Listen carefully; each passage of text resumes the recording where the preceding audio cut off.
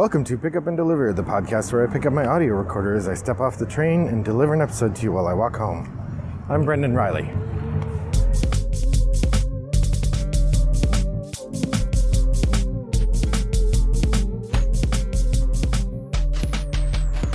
Well, good afternoon, listeners. It's a lovely day here in suburban Chicago. It's pretty warm, but you'd expect that from mid-August. I've just gotten off a different train than usual because I'm going to a different place than usual. Just because of the complications of my schedule, it made more sense to go to my buddy Rob's house and ride with him to our game club than it did to go all the way home and then meet him to carpool to game club. So that's what I'm doing now. I am on my way to his house. I don't know how long this walk will be, so it might be a short episode. Apologies in advance if it is. I thought I would take a few minutes to do a board game espresso. Triple shot. For those of you new to the podcast, the board game espresso is Triple Shot is an episode in which I talk about 3 games that I've played for the first time recently and what I think of them. These are first impression reviews, so I've played them each once or maybe once or twice, but I don't have a robust sense of the games. They're not reviews in the traditional sense because I haven't played them thoroughly enough to make it reasonable to call them reviews. So let's jump right in. The first game I want to talk about is Orphan Black, the card game. Orphan Black is a game from, I believe, Gale Force 9. If you haven't seen the show, loosely speaking, the show is about a woman who discovers that something weird is going on in her life, and there are conspiracies galore all around her. I don't really want to say a lot more than that because there's a big part of what makes the show interesting is not knowing what's happening. So I'm not going to tell you what happens in the show. The game was designed by Jay Cormier and Sen-Fung Lim and published by IDW and Pandasaurus. So I was wrong when I said Gale Force 9. My apologies to IDW and Pandasaurus. In Orphan Black, the card game, it is an area control game of sorts and a set collection game of sorts. Each player has a faction card that represents one of the 3 factions of people who are trying to manipulate the characters in the show. The 3 different conspiratorial groups. In the game, you are trying to manipulate the different characters to persuade them to join your conspiratorial group. And at the end of the game, the player who influenced the most of them wins. There's a really interesting mechanism by which the different characters will do different things when you play on them. And so you're trying to anticipate how other people will play and to play yourself. A number of the characters will sort of roll or be recruited once there's enough influence on them. So part of what's going on is you're trying to manage the influence that's in play on the different factions so that you can have the character go to you or go to the right faction when you want it to go to the right faction. It's kind of hard to explain, but it's a relatively simple game. The theme is pretty pasted on. If you were to take all of the theme away, it would be a little less interesting, but it also doesn't feel deeply connected to the source material in the way that one generally hopes a thematic game will. That said, it's not really all that expected to me that it would. It's a pretty difficult source material to imagine making a game out of, particularly a card game. Nonetheless, Orphan Black, the card game, was a fun experience and worth a try if you get a chance. I don't know if I would buy it, but certainly if you get a chance to try it, I would recommend.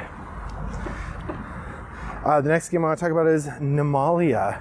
Nimalia is a small box game I picked up based on its light price, the fact that I had some points to spend, and the fact that Rado put it as like one of his favorite games of last year. It's designed by William Lieven, and the publisher is Le Boîte de Jeu.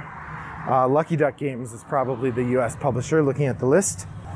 Nimalia is a card tiling game, so you have cards with different features on them and you're laying them out in a grid and you're sort of tiling them over. Each card has 4 quadrants, and every time each round you have to take a card and put it in your grid. You have to cover at least 1 quadrant of previous cards in the grid. You only make a 4x4 grid though, and there are 4 rounds. So very quickly, by the end, your grid is almost full or full. Maybe it's a 6x6 grid, excuse me. And you end up covering up stuff you don't want to just because you have to cover up something. The game uses Isle of Skye scoring, which works really well, meaning that there are a series of scoring goals laid out on the table, and you pick which ones or each round a different combination of them is going to trigger, and at the end of the round you score whichever combination of them is active that round. It works pretty well. There's a reason people copy that scoring style. Nimalia is really fun. It's a nice light game, easy to teach with a lot of depth. I think that it might suffer long term from replayability issues because there just aren't that many different combinations of scoring goals, but it is an incredibly tactical game, so that works in its favor in terms of replayability because every game is a little different because it's the tactics of which cards you get. The cards you're using, I forgot to mention, are drafted, and so the main mechanism is pick and pass, where you have a hand of cards, you take one, you pass it around, and you rotate back and forth which person you're giving them to. Overall, a fine game and one that I look forward to playing a lot. It's going to be a great one to we've got 20 minutes. Here, check out Nimalia. This game's great. So that's Nimalia. Next up, I want to talk about a game that I dusted off. This is Altiplano. Altiplano is one of my favorite games. It is in my top 50, and part of the reason I wanted to play it is in the list of games that I was hoping to get played this year. Altiplano is a bag building game from Rainer Stockhausen. You are managing a bunch of crops and different items in the Pampas in the Andes. And in the course of the game, you are managing llamas, you're getting resources, and you're getting points by storing those resources into your warehouse, as well as building boats and houses. And the boats and houses will help you also by giving you access to more efficient resource creation and conversion. A lot of people compare this to Orleans, Rainer Stockhausen's other bag building game, and I think that it compares favorably. One of the big differences is in Orleans, you put your new tokens, anytime you use tokens, they go right back in the bag. And so you could buy a new token and never draw it out, depending how many tokens you have. In Altiplano, you put your tokens into a box, and once you've emptied your bag, then you put the box back into the bag. So there's always a churn where you're going to use your tokens before you discard them. I find that pretty satisfying and ultimately pretty fun. Altiplano is one of my favorites. I really like it.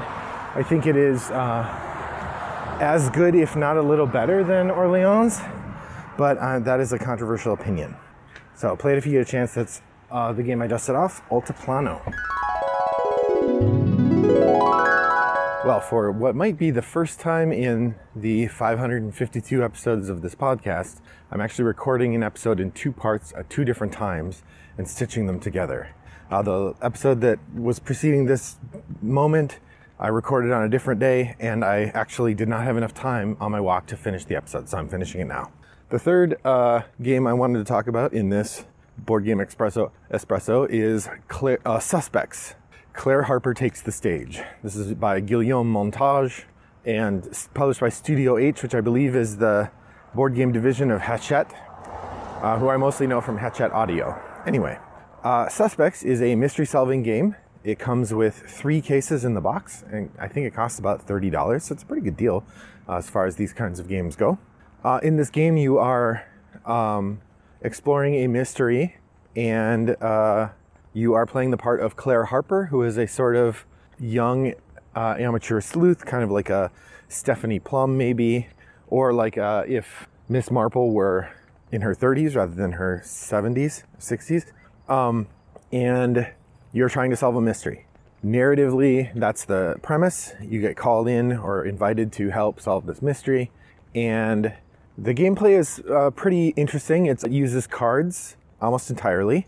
The game comes with a couple larger, sort of slightly smaller than 8.5 by 11 pieces of cardstock for each mystery that tell you a little bit about the mystery and give you some initial setups. Like in the first one I played, all of this is before you start the mystery, so I don't feel like I'm giving anything away. The first one I played was the Murder at Something Something Mansion, and you get a family tree and a map of the mansion. And the family tree shows all the different people in the family, and a bunch of them have numbers next to them. And the mansion shows all the rooms, and a bunch of those have numbers next to them. So the way you play the game is you take turns choosing where you're going to go, and or who you're going to talk to, and then you take that card out of the deck and you read it. And sometimes that card will give you access to other cards. Like if you go in a room and there's a piece of evidence there, you might get an access to that piece of evidence. And then you use those cards and that evidence to try to solve the mystery. And then at the end, you open up the solution envelope to see whether or not you were correct in solving the mystery. The game takes about an hour to play, maybe a little bit longer. There's not a timer. So you can, as a group, kind of set your own pace. But then you find out if you solve the mystery correctly or not. There are two aspects to the game that I think are pretty interesting and make it unusual for this mystery solving type of game. Number one, the way that you solve the mystery, I really like. It's got a scaled mystery, a scaled timeline where you write your guess down about the solution to the mystery and you count how many cards you've looked at, and then you can continue solving the mystery. So they've broken one of the, or defeated one of the central problems with this kind of mystery game, which is that you want to solve the mystery, but you also want to encounter more information and check out more stuff. And a lot of these games fight the desire to see the whole mystery because they want to have a level of skill or a level of achievement in finishing the mystery quickly. Well, what Suspects does is they have a chart that tells you that gives you a different sort of rating about how well you did in the game based on how many cards you looked at. And there's a threshold by which, once you've looked at this many cards, if you haven't solved it, then you go down to the next level of achievement or whatever. But here's the part I like. The way the game is written, you take your guess at that initial time. Like say when you come to the first threshold where you'll leave the top rank, you can take your guess at what you think the answer is. You write it down, and then you can keep playing. You can keep investigating. If you encounter something that tells you, oh no, my initial guess was wrong, you can write a new guess. You just have to record the new level that you're at for the achievement. So you can keep your old guess. You don't know the answer yet. Or if you find something that says, oh, we probably were wrong, let's change our answer, you're allowed to change your answer. You just record what level you're at when you change your answer. And you write that down. And you could do that more than once if you want. I really like that system because it's sort of the best of both worlds. If you solve it right the first time, then you get the pleasure of having the rest of the clues reinforce what you came up with. If you missed something or you were wrong in your first guess and it turns out that it was another thing, you still get the pleasure of solving it. Yeah, you get the lower score, but you didn't ruin the game by looking at the answer after your first guess. So I really like that scoring technique. The other thing about the game that I really like is the way that the game helps you see what clues are for. There are a number of places where there are like these little lines on cards, and when you get another clue or another piece of information or a piece of evidence or something, sometimes the cards will have these lines on them.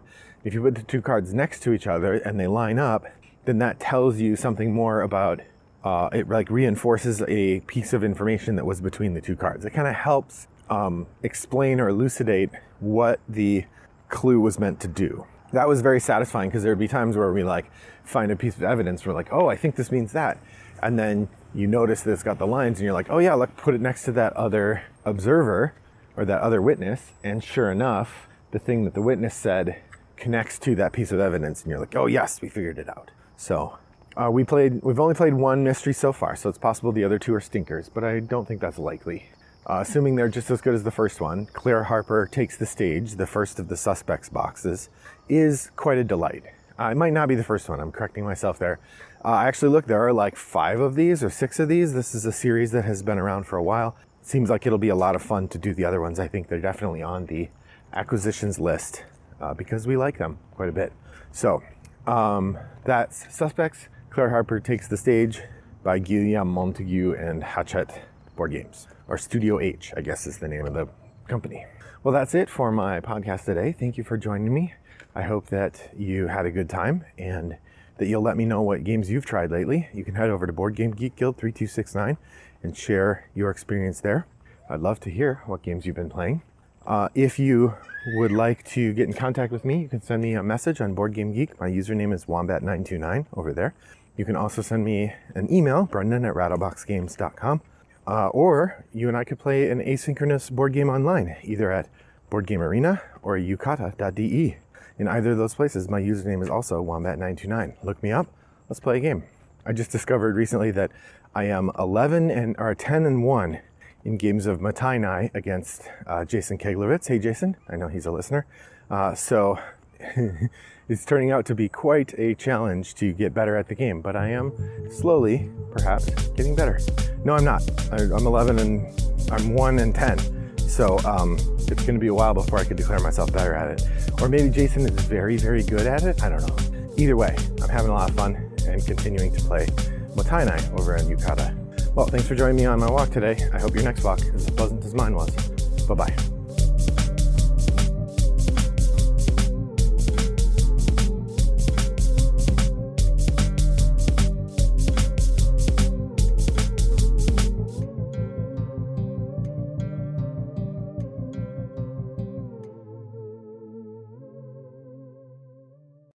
Brought to you by Rattlebox Games.